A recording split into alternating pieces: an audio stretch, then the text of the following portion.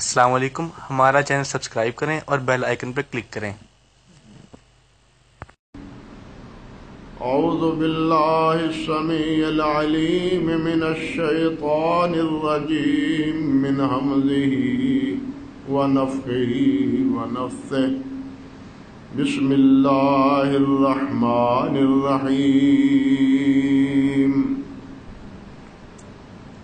اللہ نزل احسن الحدیث کتابا متشابہا مثانی تقشعر منه جلود الذين يخشون ربهم ثم تلين جلودهم وقلوبهم إلى ذكر الله ذلك هدى الله يهدي به من يشاء ومن يضلل الله فما له من هاد۔ سبحان ربك رب العزة عما يصفون وسلام على المرسلين والحمد لله رب العالمين۔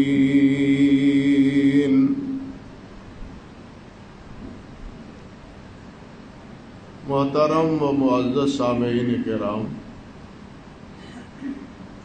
عزت مآب میری بہنوں اور بیٹیوں،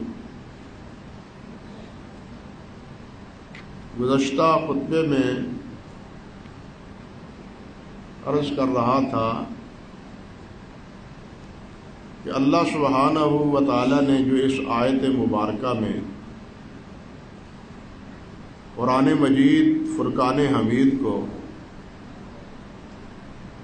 سب سے اچھی بات کہا ہے، احسن الحدیث فرمایا ہے،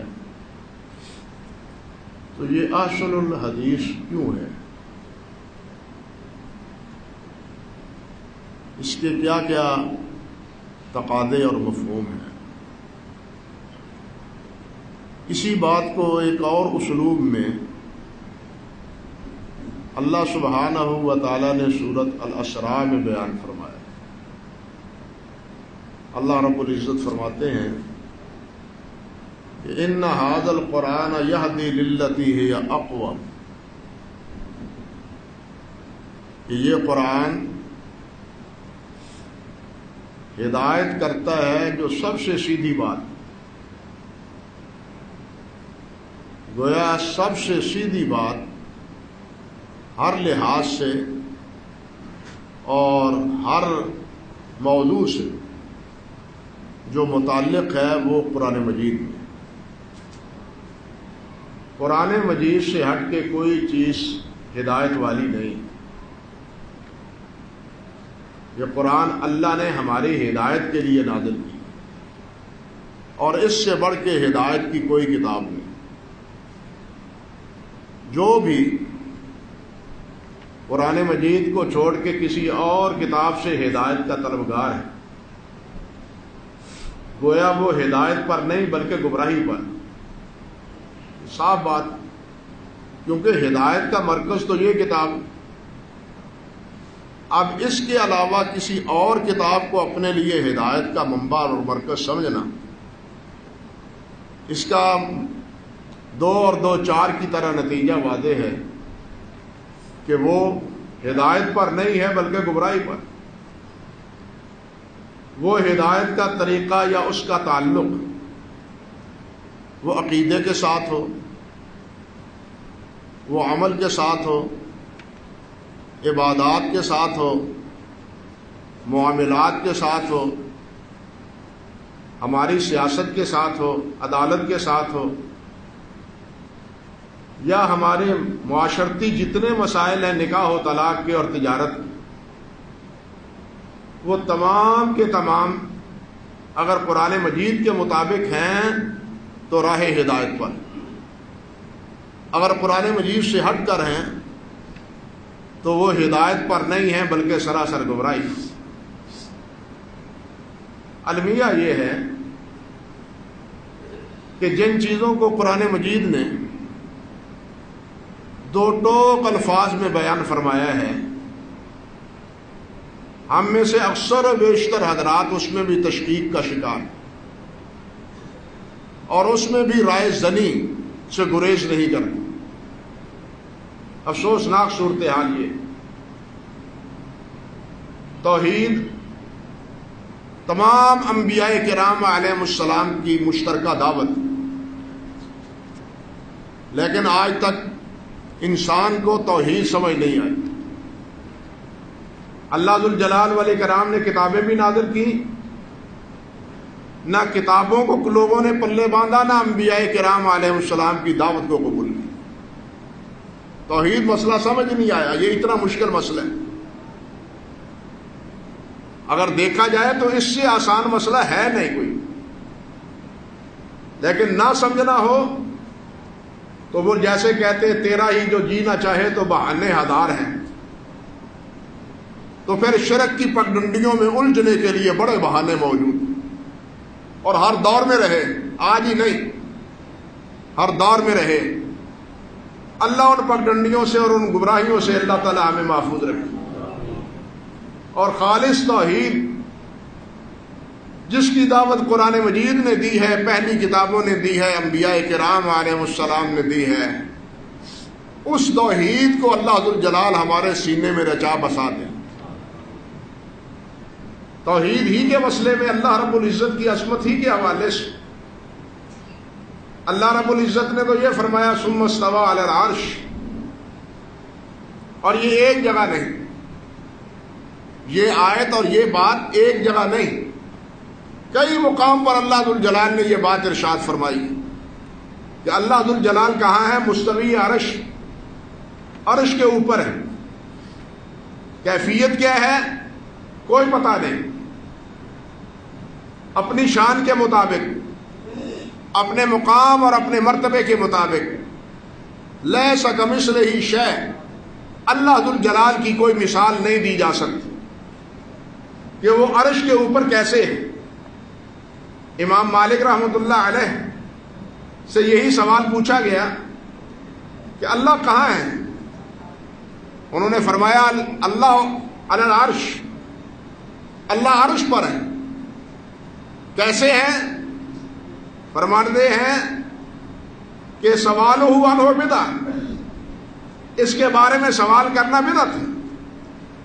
جیسے اللہ ذوالجلال والاکرام نے فرما دیا ہمیں ایمان لانا چاہیے کہ اللہ عرش پر ہے، لیکن ہم کیا کہتے ہیں؟ اللہ ہر جگہ موجود ہے.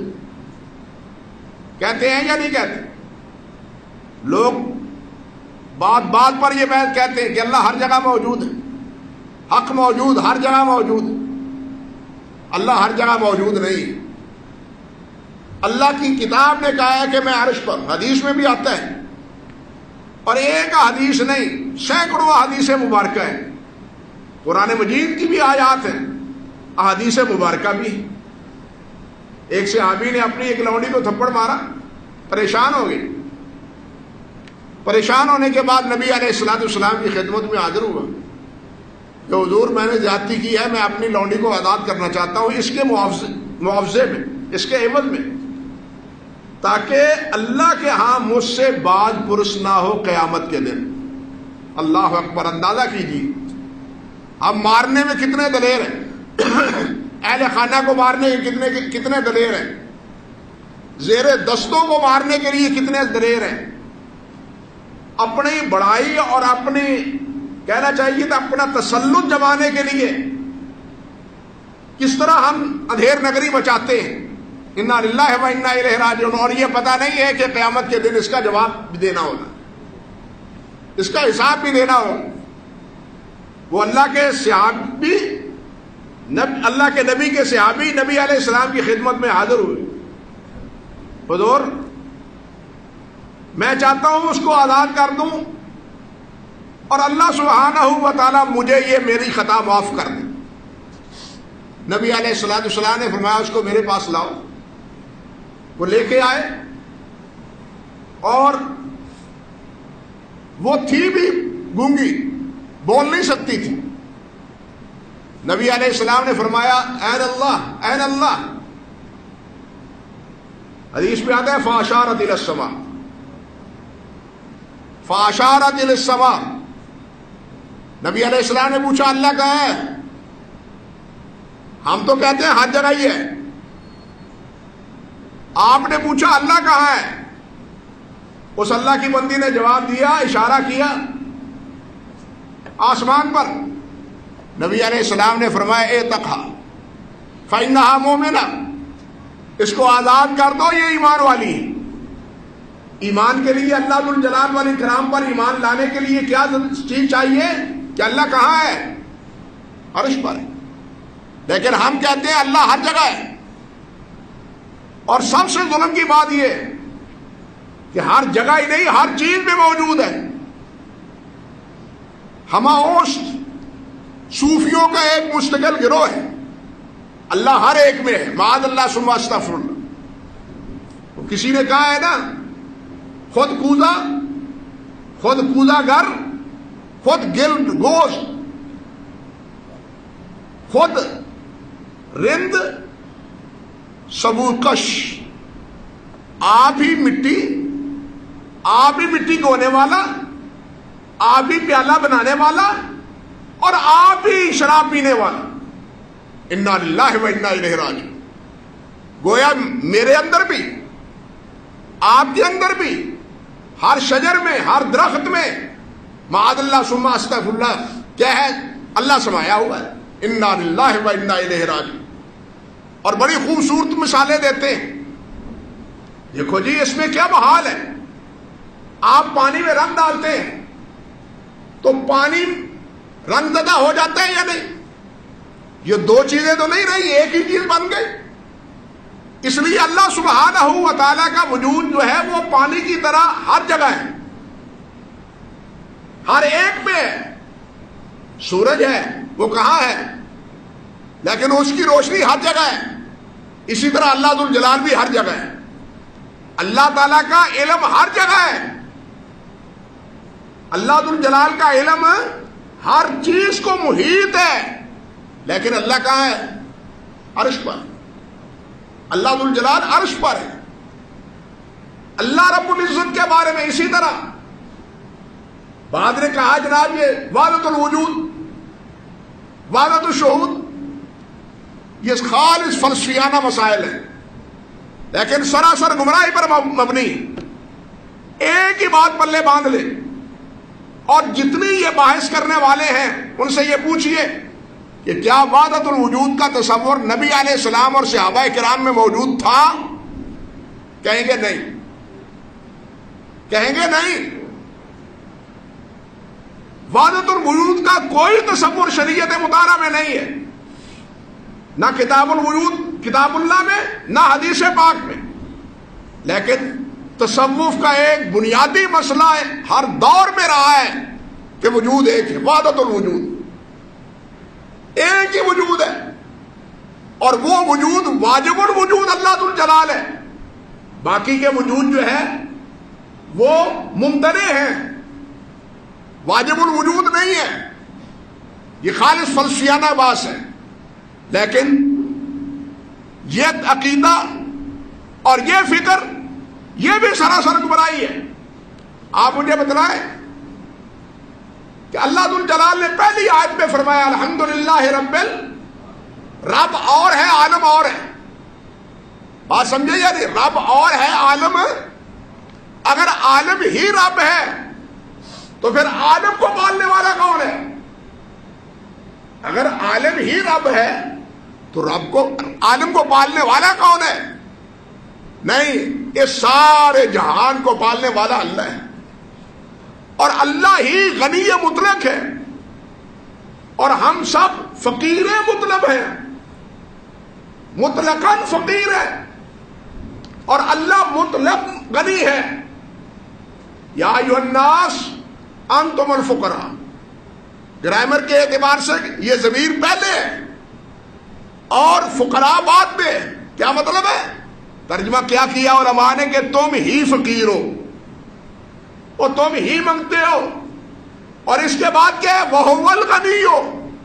جس طرح وہ ہی غنی ہے، غنی اللہ ہی ہے، ہم فقیر ہی ہیں.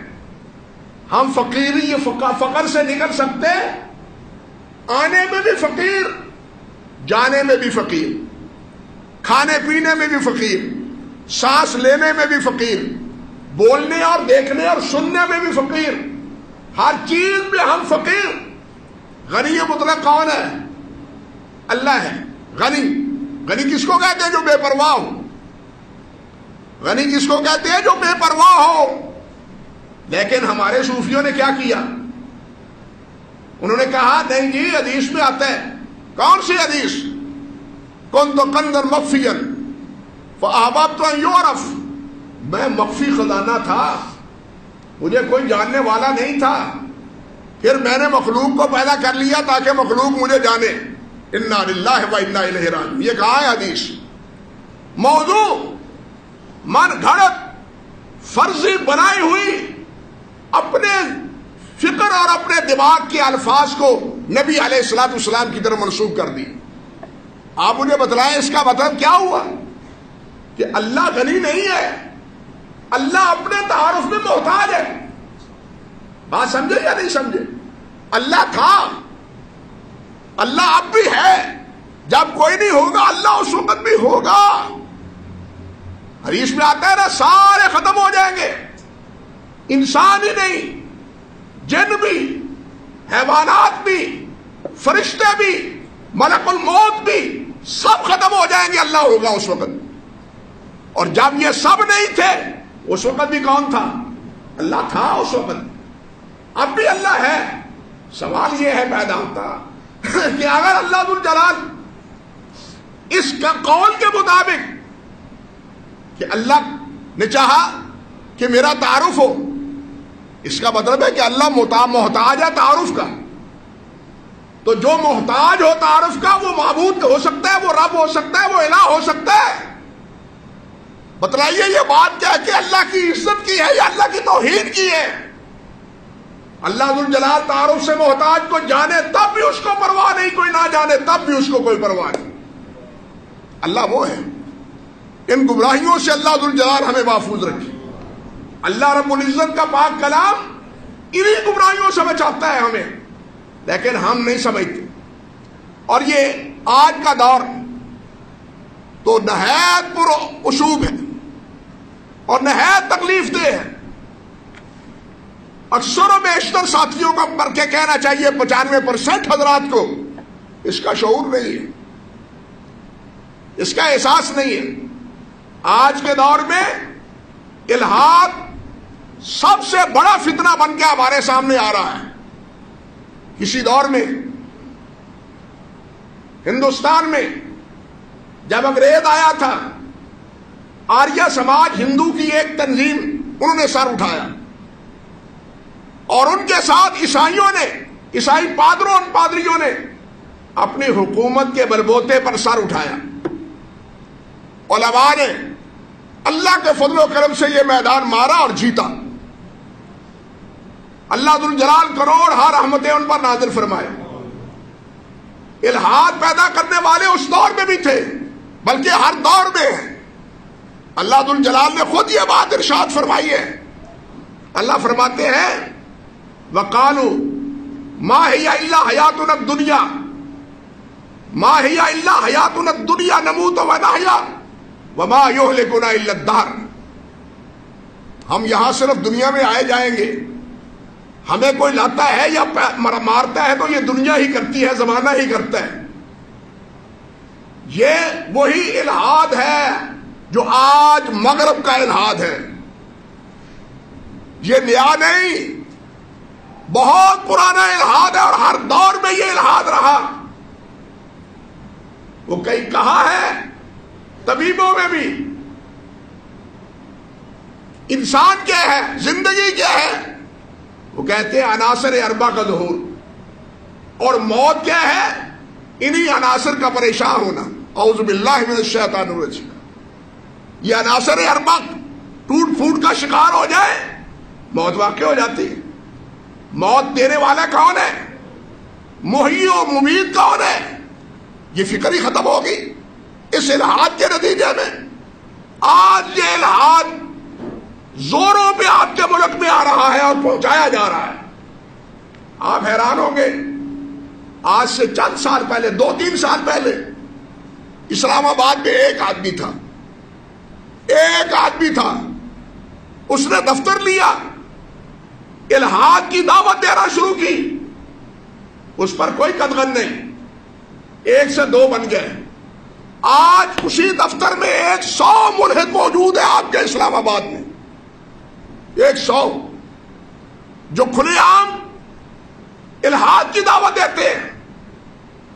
مساجد میں پابندی ہے، مدارس میں پابندی ہے، ان ملحدوں پہ کوئی پابندی نہیں، ان ملحدوں پہ کوئی پابندی نہیں۔ اسی طرح قادیانیوں پہ کوئی پابندی نہیں، رافضیوں پہ کوئی پابندی نہیں۔ پابندی ہے تو اہل سنت پر پابندی ہے، اہل سنت کی مساجد پر پابندی۔ انا للہ و انا الیہ راجعون۔ یہ کھیل کھیلا جا رہا ہے، آپ حیران ہوں گے، اور یقین جانیے میری طبیعت کل سے اتنی اچاٹ ہے یہ بات سن کے کہ اس کے غم کا میں پوری طرح اظہار نہیں کر پاتا۔ آپ حیران ہوں گے، پہلے تو صرف اتنی بات تھی کہ معاشرتی علوم سے، انگلش کی کتابوں سے، اردو کی کتابوں سے دینیات کے مضامین کو نکال دیا جائے، اللہ اور اللہ کے رسول کا ذکر حذف کر دیا جائے، صحابہ کرام کا تذکرہ ختم کر دیا جائے، مجاہدین اسلام ان کے حالات اور سوانح مٹا دیے جائیں۔ ٹھیک ہے جی کیوں کہ ان کو غیر مسلم بھی پڑھتے ہیں، مسلمان بھی پڑھتے ہیں۔ غیر مسلم کیوں پڑھے اسلام؟ مسلمان پڑھے، اس لیے اسلامیات میں اس کو مختص کرو، صرف اسلامیات میں ہونا چاہیے۔ یہی بات تھی چند سال پہلے، قرآن مجید کی آیات جہاد کو آپ کے نصاب سے نکالا گیا، اور آج سوائے اسلامیات کے باقی تمام کورسز سے اسلامیات کا، دین کا تصور نکالا جا رہا ہے۔ بتائیے اس سے بڑا الحاد اور کیا ہے؟ ملحد بنانے کی اس سے بڑی اور سازش اور گمراہی اور کیا ہے؟ یہی تک بات ختم نہیں، اس سے اگلا پیریڈ اور موضوع یہ کہ مطالبہ یہ کیا گیا کہ اللہ کا لفظ ہی نکال دیا جائے۔ اعوذ باللہ من الشیطان الرجیم۔ اللہ تو مسلمانوں کا ہے، ہمارا گاڈ ہے، بات سمجھے، ہمارا گاڈ ہے، اللہ مسلمانوں کا ہے۔ یہ اللہ کا لفظ لکھ کے پھر مسلمانوں کی طرف ہمیں بلاتے ہیں، ہم نہیں ماننا چاہتے، لہذا گاڈ لفظ لکھا جائے۔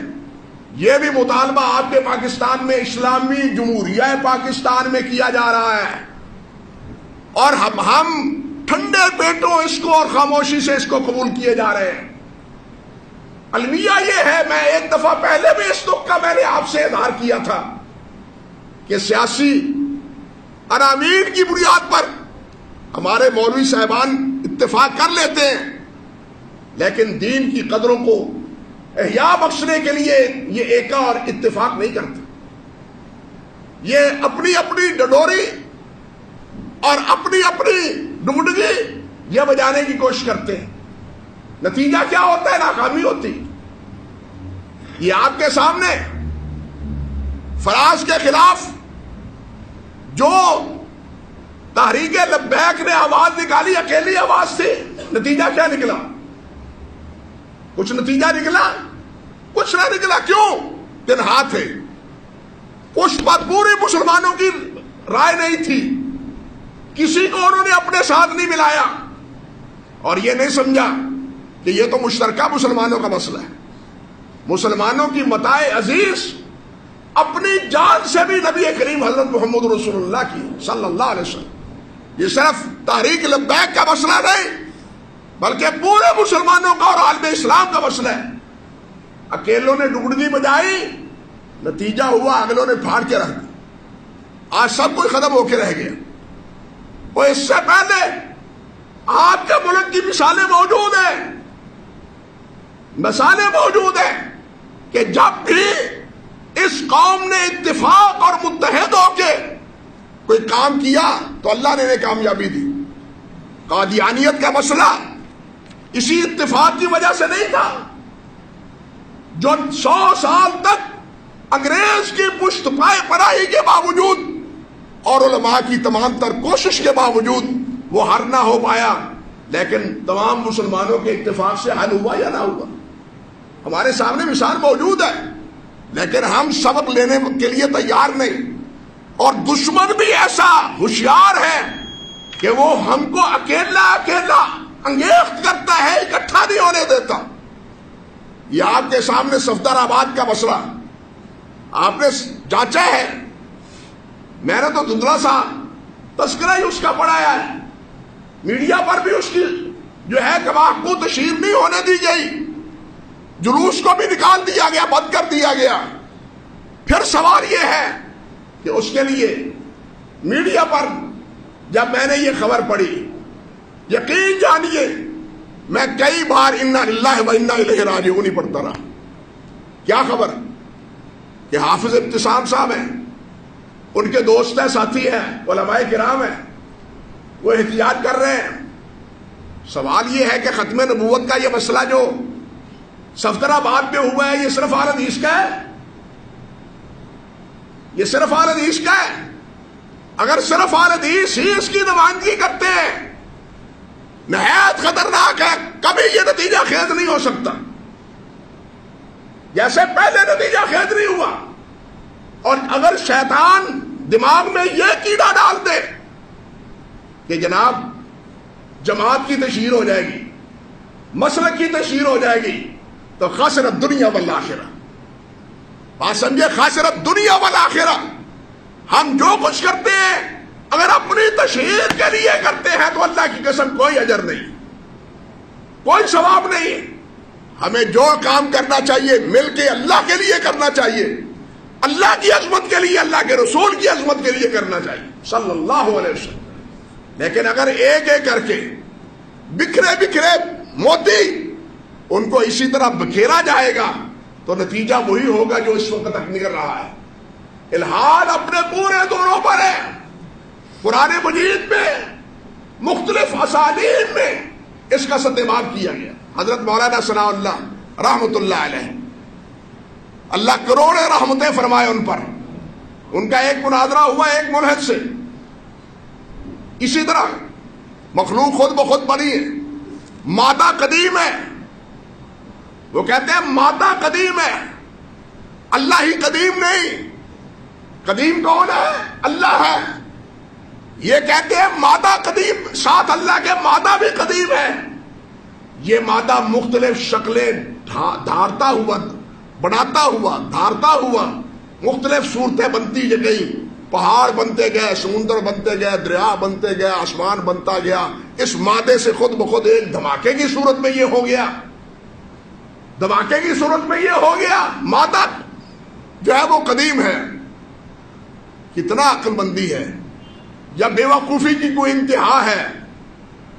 سوال یہ ہے، مولانا نے پوچھا رحمت اللہ علیہ، بھائی یہ بتلاؤ، ایک بادشاہ نے محل بنایا ہے بڑا خوبصورت، اور محل بھی ایسا کہ جس کا کوئی دروازہ نہیں۔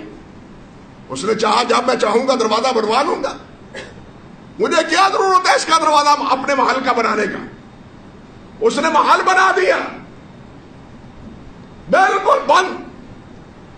کچھ عرصے کے بعد اس محل سے ایک آدمی نکل آیا باہر جو بالکل خالی تھا۔ ایک آدمی باہر نکل آیا، وہ مولد کہنے لگا مولوی صاحب ہوش ہے تمہیں؟ اور جو محل خالی تھا اور اردا گرد پختہ دیوار اور پختہ اس کو بنایا گیا تھا، اس کے اندر سے انسان جیتا جاگتا وہ کیسے آیا؟ مولانا فرمانے لگے بڑے بے وقوف ہو تم بھی، وہ اللہ نے ایک انڈا بنایا، انڈا چھوٹا سا، وہ اسی محل کا مصداق ہے۔ اس انڈے سے ایک جیتا جاگتا چوزا کیسے نکل آیا؟ یہ تو بند تھا، اس سے جیتا جاگتا کیسے بنایا؟ اگر اس بند شدہ انڈے سے جانور نکل سکتا ہے تو انسان کو بھی پیدا کرنا اللہ ذوالجلال کے لیے کوئی مشکل نہیں، ماں کے پیٹ سے۔ بات سمجھے؟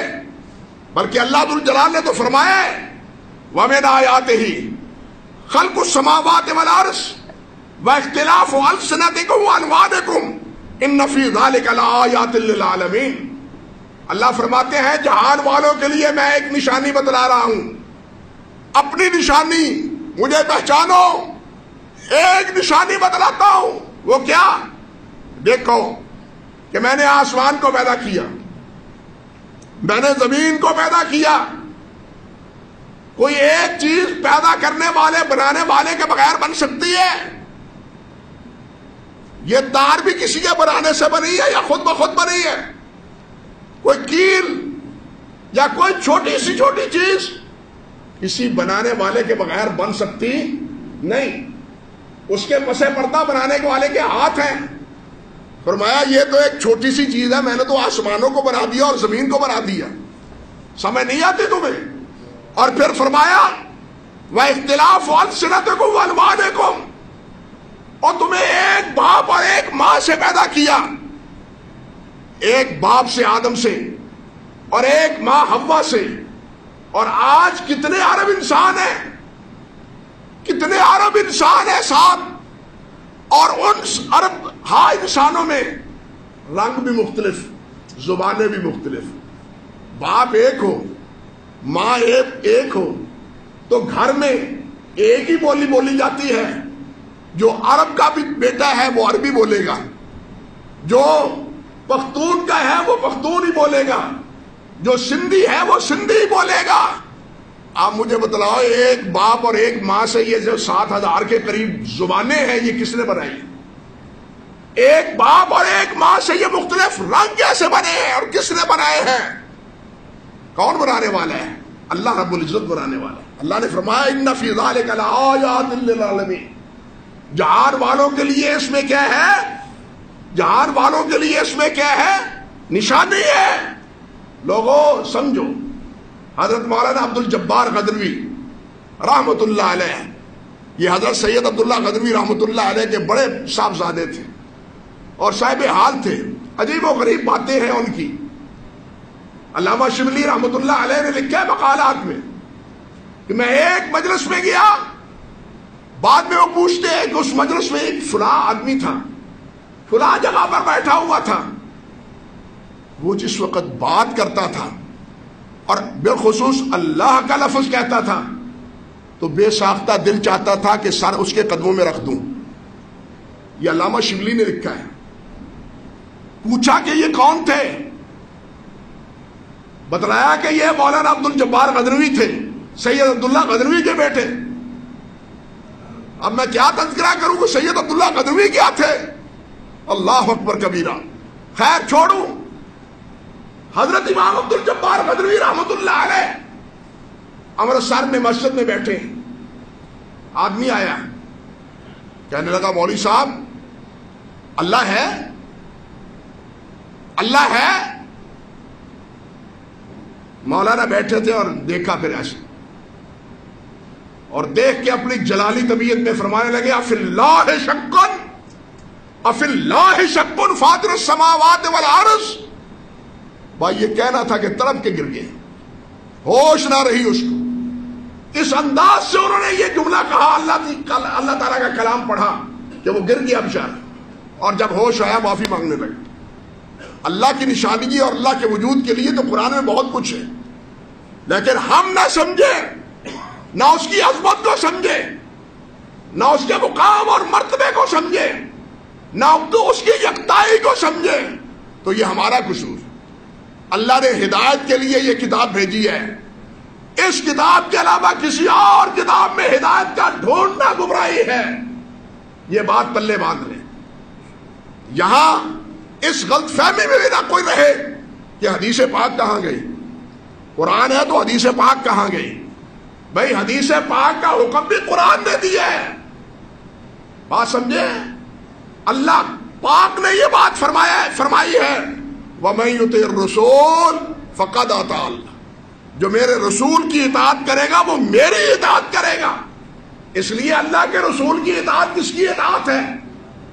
اللہ نے فرمایا ہے میں یطع اللہ ورسولہ فقد فاز فوزا عظیما، جو اللہ اور اللہ کے رسول کی اطاعت کرے گا وہ کامیاب ہوگا، ومن یعص اللہ ورسولہ فقد ضل ضلالا مبینا، اور جو اللہ اور اللہ کے رسول کی مخالفت کرے گا وہ کھلا گمراہ ہوگا۔